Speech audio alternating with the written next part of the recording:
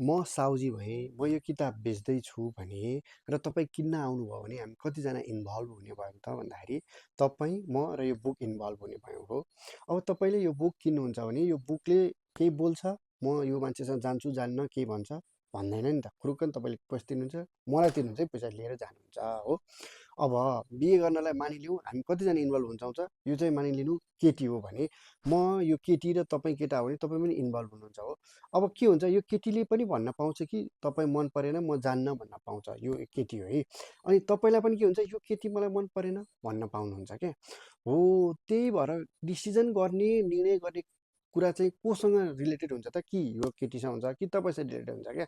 अनि काम भएपछि चाहिँ 4,000 होइन 8,000 दिन्छु भन्नुहुन्छ क्या हजुरहरूले। ए बाबा, काम त हजुरहरूले डिसाइड गर्ने हो नि त, यो केटीले डिसाइड गर्ने हो तपाईँले डिसाइड गर्ने हो। मेरो काम त के हो, तपाईँ दुईजनाले कुरा गराउने, वातावरण मिलाउने हो। त्यही वातावरण मिलाउनलाई चाहिँ हामीले 4,000 रुपियाँ लिने हो, किनकि मेरो स्टाफ छन्, उनीहरूलाई दिनुपर्छ, काम गर्नुपर्छ। त्यही भएर हो सर, यत्तिकै चाहिँ मैले चाहिँ 4,000 अथवा बिहे भएपछि 8,000 चाहिने होइन, तपाईँहरूलाई कुरा गराउन, वातावरण मिलाउनलाई चाहिँ मलाई त्यो चार्ज लाग्ने हो। हस्, थ्याङ्क यू।